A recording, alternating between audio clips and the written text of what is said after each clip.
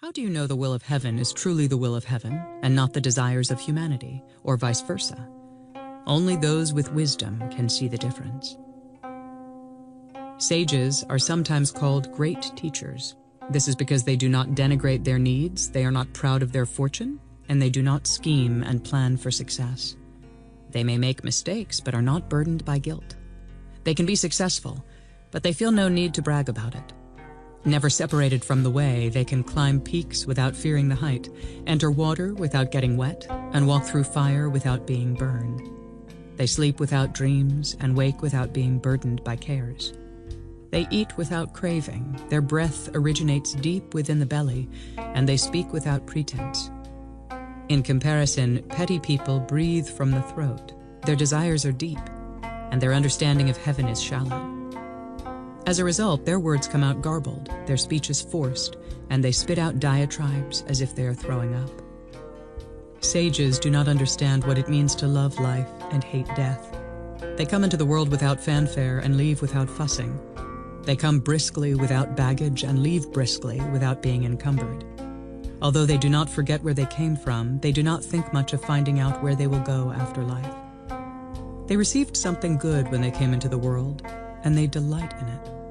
Upon leaving, they will hand it back without a second thought. Life and death are part of the natural way of things, just as dawn and darkness are the natural ways of heaven. There are things that we can do and things that we can't do. The way, mother of all, gave you a body, filled it with life force, eases you into old age and gives you rest in death.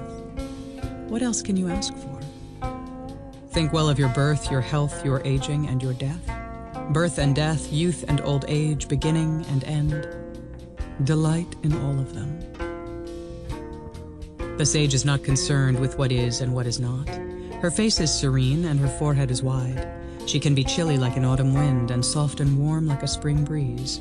Her joy and anger are natural, like the cycle of the seasons. In harmony with everything around her, she lets things follow their natural course and does not interfere with inborn nature. If she calls out the army to overthrow a nation, she will still have the hearts of the people. Such is the way of the sage. Sages dwell in vastness.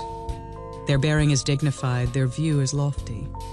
They may not have everything in the world, but they are not tempted by gain and favors. They are sincere in their integrity, but are never insistent. They are vast in their outlook, but are never arrogant. Mild-mannered and always cheerful, they seem to be happy and carefree. Though unwilling to display expertise, they always help others by doing what is appropriate and necessary. Regardless of whether their actions are approved or disapproved, they do not hide behind a mask. Always relaxed, they rest in virtue. Tolerant and unassuming, they fit easily into the world. Above and alone, they are restricted by nothing.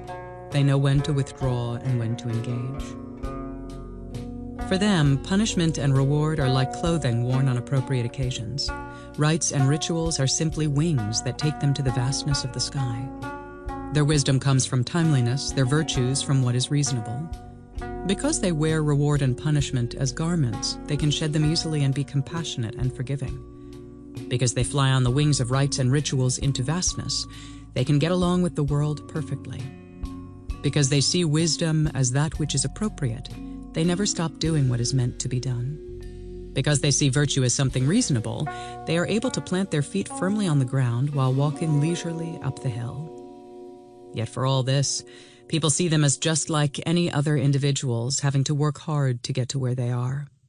Unbiased and free from likes and dislikes, they are simultaneously a companion of heaven and a friend of humanity.